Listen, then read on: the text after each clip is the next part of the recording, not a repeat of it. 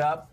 A lot of Americans reading the news would rightly be confused and concerned that Iran, that Economist report that we've all been hearing, Iran is making far more money now on oil revenue during this war than they ever did before the war. Russia also, another person outside of Donald Trump that certainly most Americans and traditionalists consider to be America's enemy because they consider us to be their enemy. Russia also, like Iran, doing far better than they've done economically in absolute years. And it is the mullahs and it is the Revolutionary Guard that is making, quote, a mint off of Donald Trump's war. There are perverse outcomes of this war, Joe, a month in. You'd have to say that on the tactical level, the U.S. and Israel are continuing to pound Iran and take out targets pretty much at will. But on the strategic level, and I'd include the economic side as part of that, there have been reversals. The degree of dislocation for the global economy clearly wasn't anticipated. I think there's a growing feeling that Iran can handle a long war better than the United States. We're seeing efforts to plan for contingencies by the U.S. military, sending special operations forces along with paratroopers, Marines, huge array of forces, giving the commander there, Admiral Brad Cooper, lots of options. My own feeling, Joe, as I look at this situation where nothing but bad choices for the moment for the U.S., there's no real diplomacy happening, and you don't want to have a ground invasion of Iran, do you? So the idea of just kind of building up this force, waiting for things to change, waiting for diplomatic options perhaps to increase, this force is capable of lots of rapid in and out moves. So the special operations forces can be there and be gone before you know it. So it's a situation, as one of my sources said to me over the weekend, where the U.S. might think about hurry up and slow down. In other words, don't force yourself to make choices before you have to. Wait and see. Try to let time play on the side of the U.S., not Iran. See where this is in a few days, in a week maybe. Because right now, today, the choices that the U.S. faces are not good ones. Well, and especially, and we've been talking about President, others have been talking about 2 weeks, 3 weeks, 3 to 4 weeks. I must say, you look at all of the things, all the dominoes that have fallen over the past week or two and keep falling at a more rapid rate. Again, two things can be very true at the same time. One, David, our military continues to do extraordinarily well at striking its targets. And as I've been saying here, and I know you've been saying as well, we are achieving a lot of military goals. But geopolitically is what I was trying to get Chuck Schumer to admit to. The military's going very well. Geopolitically, it's an absolute mess. And of course, Republicans will want to focus on the military side of that, but not on the geopolitical side of it. But this is spinning geopolitically, not militarily, geopolitically, spinning out of control. So it seems to me both sides need to figure out how to come together. This is not wishful thinking. America can't stand to fail. America can't stand to lose. We've got to figure out how this is a victory for America. But right now, there are two very different wars going on, the military and the geopolitical, David. So I think that puts it well. I hope in the coming weeks, America's allies, if you can still say that, around the world, will realize that they have a lot at stake here. I mean, the consequences for the world economy are growing. A month or two from now, we're going to be really suffering. And by we, I mean Europe, China, Japan, as much as the United States, maybe more.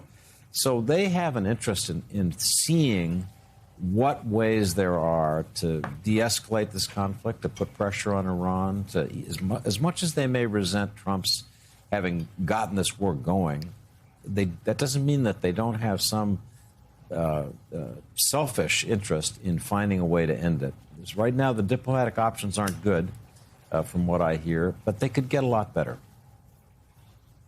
All right, let's bring everyone up to date on the very latest. Fighting continues throughout the Middle East this morning. Now, more than 1 month into the war with Iran, Pakistan says it prepared to host talks between the U.S. and Iran in the coming days. But the warring parties did not confirm any participation, and the two sides appear to remain far apart. Speaking to reporters last night on board Air Force One, President Trump said Iran has agreed to most of the 15-point list of demands for the U.S. to end the conflict without providing details.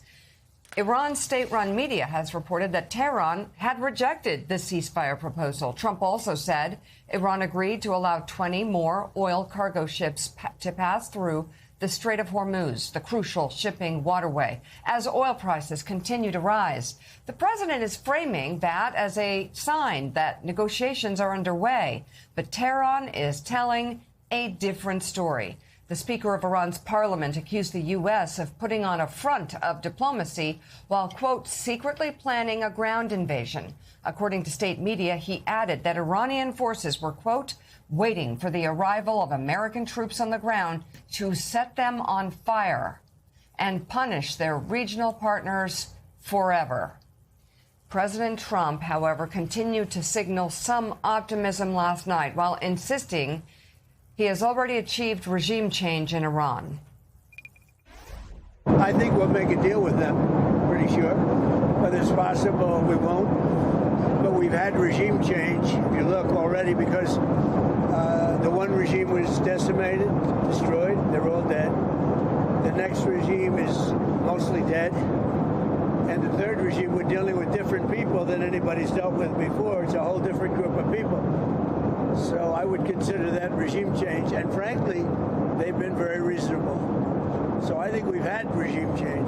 Sir, could you foresee a deal in Iran this upcoming week? I do see a deal in Iran, yeah. Mr. President. Could be soon. David, so it's really hard to figure out exactly what is going on behind the scenes because we heard of the negotiations that were going on and we're going to get an answer the following Wednesday, of course, on the Friday before the attack was launched that night. So Iran, looking at what's happened in the past, could very well come to the conclusion these talks and negotiations are just setting us up again. I'm just curious, number one, on the regime change that the president talks about, every report I've read suggests that the quote, new regime is even more battle-hardened, more battle-tested, angrier and more radical members of the Revolutionary Guard, number one. And number two, on negotiations, again, we're seeing through a glass darkly, looking through a glass darkly. What reporting can you give us on the negotiations? Is there any reason to hope, or is the president just trying to calm the markets? So the reason to hope is that there's a lot of effort being put in by U.S. allies, led at this point by Pakistan, but aided by Turkey, Egypt, Saudi Arabia. They met yesterday in Pakistan, and they're trying to set a framework in which you could begin negotiations. The problem is the situation in Iran is still very unclear, just who's leading the country. I'm told that their principal intermediary, not surprisingly, is the foreign minister, Araghchi, very experienced negotiator, professional, as President Trump said. But that's not the same as dealing with an IRGC-led regime. And so I think there's a lot of uncertainty. Who is the United States dealing with? What's the nature of this negotiation? So I think the president's a little bit premature. Again, my sense is that the U.S. is building more and more options militarily, and that waiting for those to ripen, not taking rash action, don't jump into Cargill, and makes sense for the White House. And I think, as I read between the lines, I think that's where they're going. These diplomatic options may increase as other countries lean hard into trying to get cooperation from Pakistan, from Iran. We may end up with a different situation in a few days. But right now, Joe, I think the president's being over-optimistic. The White House had floated that the parliament speaker there may be the person who could lead the Iranian side of these negotiations. Well, reportedly the Israeli military killed him over the weekend.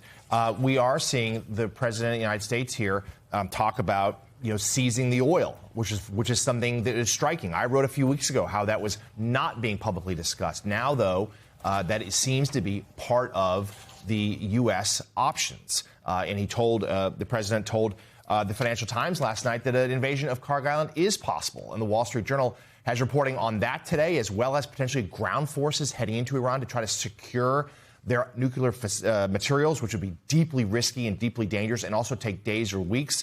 We also have the Washington Post, Caddy, saying that the DOD is preparing potentially for weeks of operations, that would really escalate this, and I think would be politically very dangerous for Republicans, and most of all, of course, dangerous for our soldiers on the ground.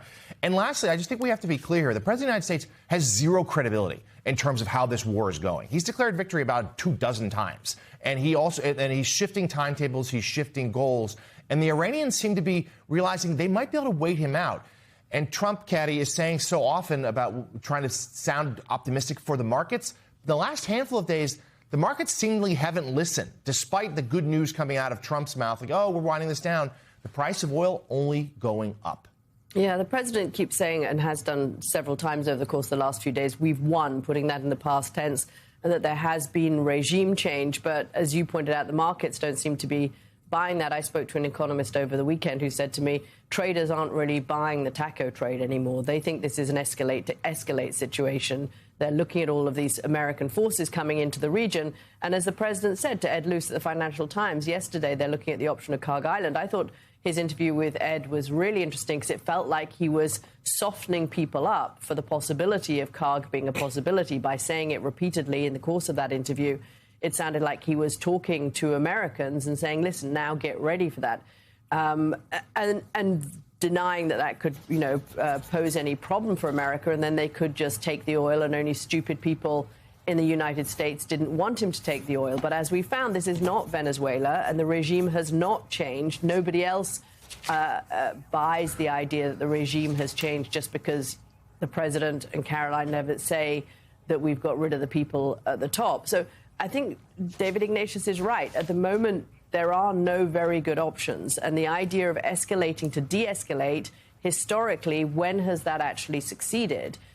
Traditionally, it's been escalate to escalate. And I think that is what is unnerving financial markets at the moment. It's why the oil price keeps rising, even though the president put this pause on. And I've spoken to several people over the course of the weekend, some more sympathetic to the president than others. None of them seem to think that there are very good, clear options for America right now.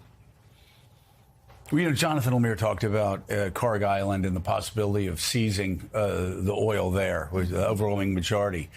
Somebody's father at this table wanted to do this in 1979, and it wasn't mine. He was coaching Dixie Youth Baseball. It may have been your father in 1979. But here's what I've never been able to sort through. The president of the United States has not been talking about getting Iran's oil. Mm-hmm.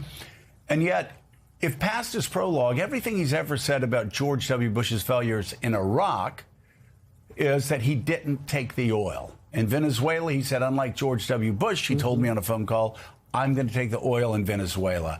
It would be shocking if that weren't on his dance card, his strategic dance card here, because if he didn't take the oil, he would be doing exactly what he criticized George W. Bush for the past 23 years. So, again, there hasn't been talk of it. So whenever I hear that come up, I'm like, okay, this is where we're going to end up. And it just tracks. If it doesn't track, then past is not prologue, and that's usually not the case with Donald Trump.